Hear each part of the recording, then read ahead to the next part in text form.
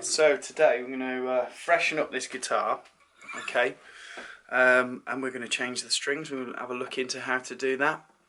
I've had this guitar for a long time, 2006 is when I got it. It's now 2024, so it's a Taylor 414 CE. The strings are dead on it, really dull. Really dull sounding. Still sounds good, doesn't it? So what we're going to do with this today is we're going to clean the fretboard. It's got an ebony fretboard. I'm going to condition that a little bit. I'm going to just go over some basics to just freshening up your guitar. It's not expensive stuff. I've got some equipment here to do the job. So I've got some strings. So these are Elixir Polyweb. I use Polyweb coated strings so they last longer and they have a lovely slick kind of feel to them that I like. It's definitely not for everybody. I've got my little guitar toolkit. Now no one really needs a full toolkit, but I have lots of things in here. Adjusters, yeah, just sandpaper as well, and little things like that to work on saddles and things on the electrics. But what I have here is the Dunlop system. So I've got the guitar polishing cleaner, which is the 65. I've got the lemon oil for your fretboard. And I've got two different rags. I've got this tool. And this was made by a company called Planet Waves. You don't see much of anymore. I think they've been taken over by a company called Daddario. Basically, you can wind and unwind your strings. The end of it has a puller for pulling your pegs out on your bridge. And it also has the snips. So when you snip in your sections, when you snip in the ends of your strings off, it's perfect for that. Now the way I've got this, I'm using the ironing board because it's nice. I can stand up and do it, okay. And I've just got something soft for the headstock. Got one of my kids' teddies just to put the headstock on. That's the starting point of this. So the first thing I'm going to do is I'm just going to change some of the strings. Now there's two schools of thought. To be fair, this guitar's been in the same temperature. I keep it consistently in the same room most of the time, so it doesn't get, because it's made of solid wood, it could warp. It doesn't have that opportunity. So if I was to cool the strings off, it wouldn't really be an issue. Some people say don't take all the strings off because of the tension. That's I think that's nonsense, unless you live somewhere where you've got changing temperatures. What you do with this tool here is you put it on your headstock like that, and then you wind it. So if I just wind it clockwise, that will undo the string. I'm actually going to take all the strings off this time because I'm giving it a clean, but you can take your strings off one by one. And if you do that, there's no problem with it. It's cool. It actually makes it a bit easier when tuning it back up. So you've got a starting point of one of the strings that's still on it. I'd warn, if you've got like a Tune-o-matic bridge or a Gibson type bridge, it's always best to change like one at a time, just because the bridge mechanism doesn't come undone. With this, now my peg's here, so here it is. I'll put this on top, and it'll just get underneath the peg and pull it out. Okay, and there it is, and there's my string. So what I recommend you do when you take your strings off, keep your pegs. These pegs are quite hard to replace. This is made of, I think it's made of ebony or plastic. I don't know. It's got that vibe. I'm just going to put it in a little spot that I can just find it again. Little jar or a tube or something. Okay. And then I'm just going to fold my string up in my hand, wrap it round a few times, push the ball through, just so that it's out of the way, and no one's going to get involved in that, in my mess. So I'm just going to zoom in one more time so you can see really clearly how I take these off. So starting with the machine head on the second one, I'm just going to undo it. Okay. Notice when you've got your headstock that the strings always go on the inside like that. Okay. None of them are going to go around the other end, around that way. They always go around the inside, and that helps with your tuning stability and your expectations when you move your machine head, what that does, whether it tightens it or loosens it. So I've undone that string. Okay. What you can do, once it's undone so much, say if you had to do this by hand, because not everyone's got a string winder. So I did it for years without a string winder. I just keep undoing it. You know, it's cool. And then when it gets so loose, you can just undo it around your headstock. So you can do it like that as well. Now, here's the peg again. So with this tool, I'm just going to push it underneath and just gently pull it up. Got my peg. So my peg's going to go in a safe space.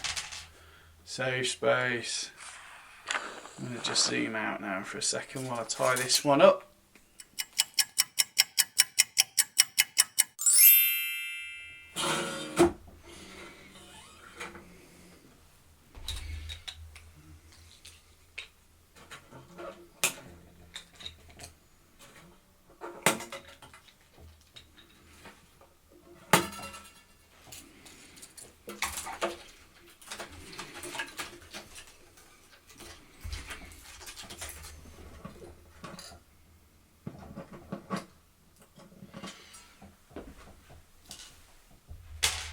What you can do as well, if you haven't got a peg puller, what you can do, if I zoom in, you'll be able to see this. If you haven't got a peg puller, okay, here we are. If you haven't got a peg puller, what you can do is push the string towards the peg at the same time as pulling it. And by doing that, you're releasing some of the tension on the string for that to come out. So it's just as easy really without the peg puller to do it. You just got to wiggle the string really. Okay, so we can see on here that this guitar has some dirty stuff going on. So the strings and the frets are really dirty. I can feel this on here as well. It's quite rough frets. What some people might do is use fret rubbers to just shine those up, and that's quite nice. But I can see here, if I shine a light on this, you'll see just how filthy this has gotten. You see that? It's just, that's all dirt. And then that's all dusty as well. So the next step is just to clean the guitar. I'll show you how we do that. Okay. I've done a bit of additional research for this as well. So I've got my rag, and instead of polishing straight away, I'm just going to push and brush off any dust with a quick wick, because basically if you try and polish your guitar and there is dust that's settled on it, you're just rubbing the dust in. It's a bit like when you do your car or your motorbike petrol tank. So just a very quick dust it off kind of thing with one rag, because you don't want that dust.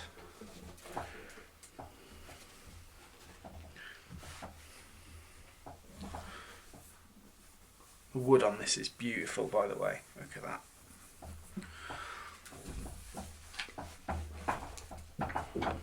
Okay. So now what I'm going to do is apply my cleaner and polish. And it says here, spray two pumps onto the actual rag.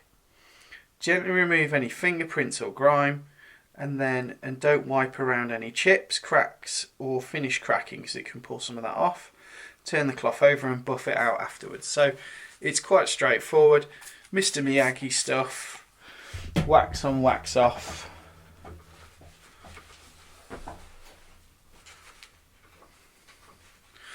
Getting around the machine heads, just checking that they're nice and tight still, because over time they can get tight.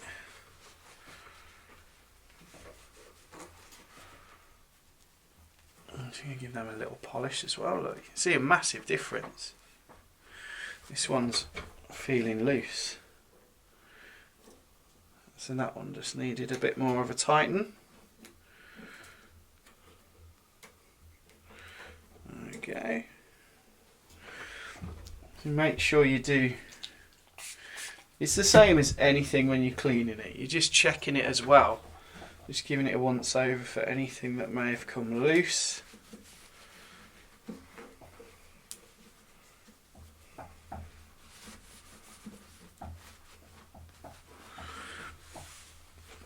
And the next an important thing to clean. Now this has a satin finish, so it's quite, as it's aged, it's gone shiny. The rest of the guitar's quite matted on the back and sides. But you can see years and years and years of guitar playing on this. And this is the guitar that I would. It's probably my favourite guitar of them. Yeah, it is. Proper. And the good thing about Taylor guitars, they're so consistent. Oh, there's so much coming off this. It's disgusting. Just going to rub some of that in. I'll buff it in a bit. Do that for a couple of minutes. I'm just going to get around the edges. The good thing about this guitar is that it's aged well as well. So all the binding, all the nuts and the bridge parts have aged. The wood's aged. It's interesting with solid bodied guitars as well, like solid acoustics, where what I mean by that is the wood on the side of the guitar, as you can see here, is really thick. That is quite thick. Most acoustic guitars, the wood's about half that thick with a laminate. So that's what I mean by solid wood. It's not a solid guitar, it's got quite a lot of solid pieces of wood that it's made from. Well, this thing is dirty.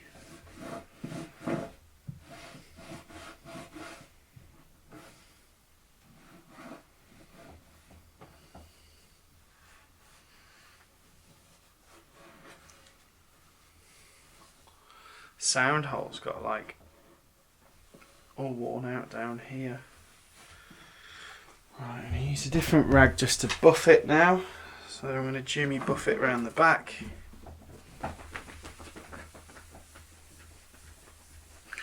Circular motions. We've all watched Karate Kid. Wax on, wax off. Rather a swirl than a big scratch down the guitar.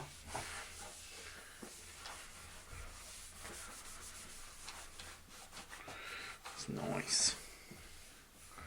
I think these all come off.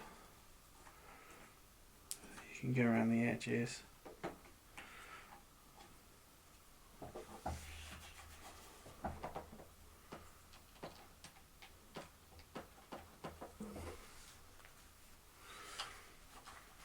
One of the things that you can get as well, which I always keep out in my studio, is a can of deoxit, which is, if you own an amp, like a valve amp, it can fix most things in your valve amp or your guitar, crackling pots, anything like that. Spray deoxit on and it pretty much sorts it out. It's like contact cleaner plus, really. Right, this is the next stage. I'm going to just condition the fretboard. So ideally as well, I'd be looking at these frets and giving them some attention, because they are obviously, they had a time, they have.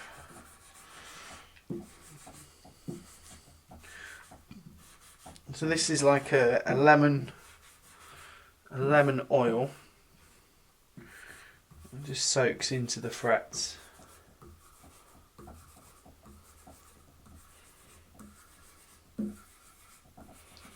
There you go. A little bit of that. And then once I've done this, I'm going to, that's called a Dab-O-Matic bottle. Use a few minutes to sort itself out. We'll detail this headstock a little bit. Okay. I'm going side grain, but with the frets. So what I don't want to be doing is pushing more crud into the frets.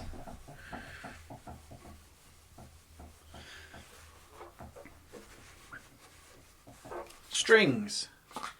So, best thing to do with your strings, because you don't want to put the wrong strings on, check on the back. It will tell you the gauges, which string needs to be each one. And just start. What I've found in the past, if I try and do different strings on different at different times, I can get confused, and then you end up putting the wrong one on. You feel like a plonker. So I'm going to start with my E string, my chunky E string. It's a 52. Here we go. Try not to break the guitar. And I'm going to get a peg out from my receptacle that I'm using.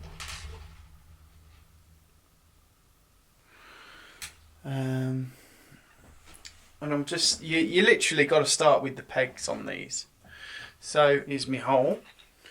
Here is the end that's going to go in, and here is the peg.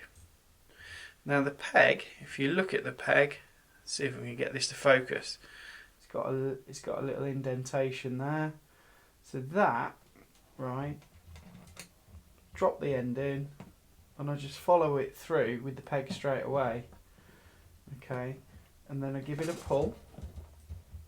And with the larger strings, they tend to stay at the end of the peg when they're inside the guitar. Okay, that's kind of how it goes with them. And so you've got the peg and the hole there. So that peg's gone all the way through. There's no room for that to fit in there, is there? So that's how it kind of comes in. So it's gone string, then peg, and they've just gone down together. Following that, I'm going to pull the guitar down, and then we're going to start putting the strings in through the machine head. So what I tend to do, which works for me, is I pull the machine head round so that the hole on the machine head is literally a straight line from the nut straight through, so I can stick my string through. I'll pull it tight up against the string like that. Now when it comes to winding your strings, there's a little bit of a neat trick you can do here. Right, I've pulled it tight, and what I'm going to do with my fingers, I'm going to pinch the string, keep tension on my left hand, just pull it down half a fret for a string like this. What I'm just going to do is push it with my finger till it makes a kink, and then once I've done that, I'll just pull it up on this side so it makes a kink going upwards. And you've done it right, because the metal won't move and the string will just stay as is. And once my hand's in this position, I can then use the trusty string winder to go round anti-clockwise and it will wind the string up, and then gradually, I'm still handling the string, I can pop it into the nut, and the path of the string will follow below the previous winds until I get something like that. I'm just going to pull that up, and even at this point, I mean, I'll snip it now because it's a hazard. I've seen someone have quite a nasty injury with that, and that's it. That's that string on. Okay, and again, the string is on the inside of the headstock. It's not on the outside of the headstock. So when you've got three aside, that's kind of how it goes. So we'll do the next one. So again, zoom out. 4/2 this time. Pull my string out. Got my end here. I'm going to push it along here. Here's my next peg. Peg goes in with, so string, ball in, end of the peg, push, pull that as you go, pull it along, line my machine head up,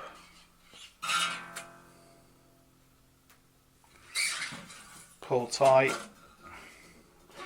back about half a fret for the thicker strings, pull, wind the bobbin up. That's basically what it is. Wind it up, tension it into the nut, keep your finger on it. So I'm tensioning with my back fingers, and then I'm just winding with this one, holding the neck so there's a little bit of relief. Got some kind of note coming out. Snap it off. That one's done. So you just keep repeating this until they're all on. The only thing you'll notice is your string winds. So as you're going through this process, you can pull your strings up more frets every time. So if I go this one, when I get to the unwound strings, for example, so same process as before, I can go a bit further than half a fret. So now I can go to, 2/3 of a fret. Put that on, make sure that's nice and upright. Because they're quite wiry, you can manipulate them. These strings are 12s. 12s are nice to manipulate, really, as strings.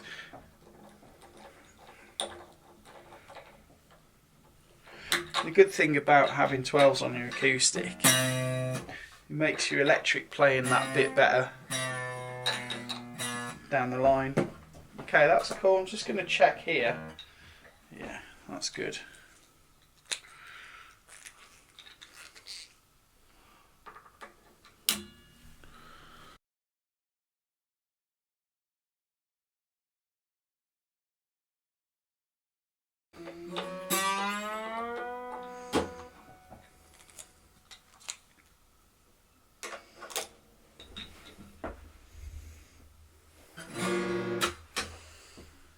Okay, now that's strung up, what I'm going to do is just tune.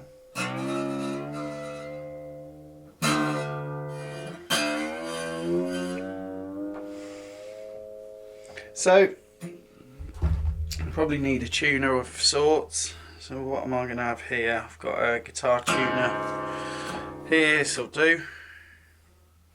Now when you've put the strings on, you're not going to have anything to go by, so I use my ear first. You can just press.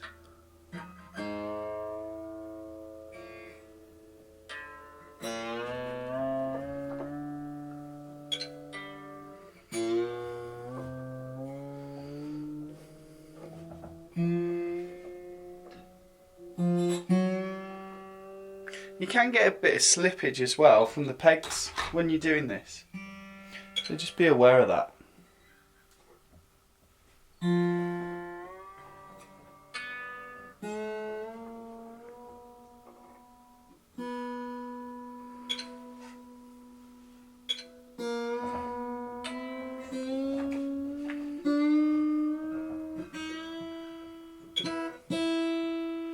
Now none of these are going to stay in tune because I haven't stretched them in yet.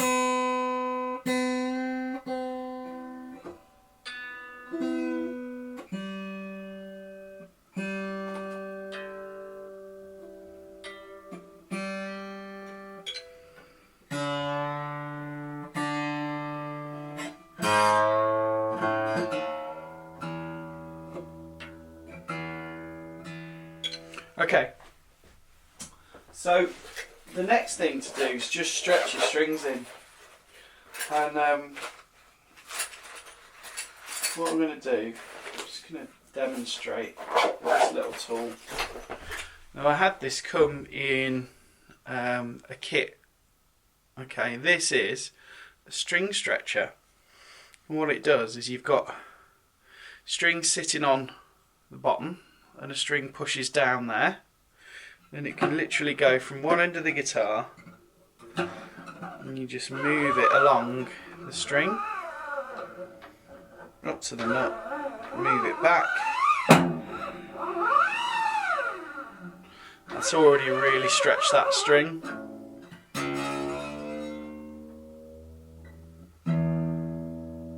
That's better.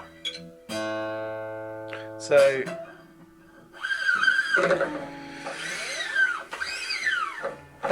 that's one way. That's using the tool. I find the tool easier, but you know, I'm from the good old days where you didn't have stuff like that. So what you do, you get a finger on the string and you put a finger on the first fret and you just lift it up, and just go up each fret individually. So I'm on the D string at the moment. Keep going up there, and then see how it's gone flat.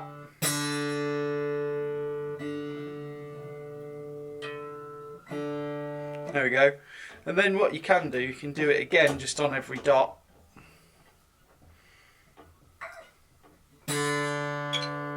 That's a bit better. So I'm going to do the same thing. I'm just going to do these ones. Nice. Your G, B and E string little ones, they always need a bit more stretching than the others.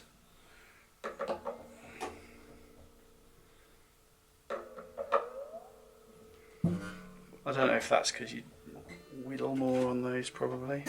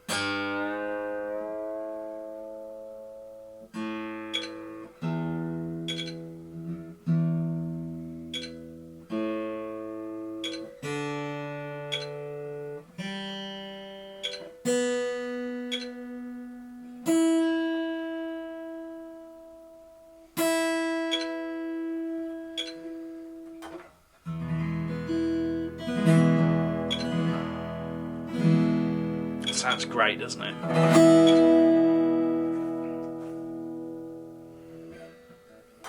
Let's hear a big G.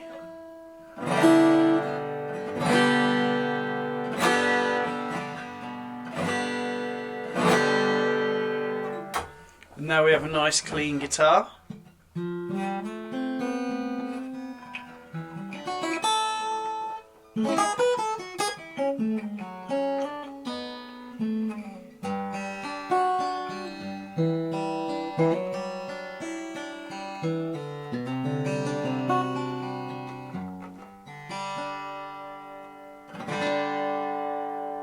Nice.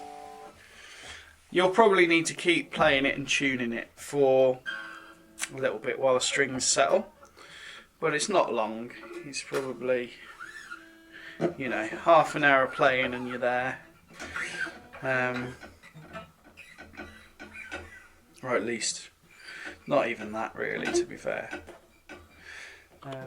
So if you've learnt something today, great. If there's anything you think you need to add, great. Don't forget to like and subscribe.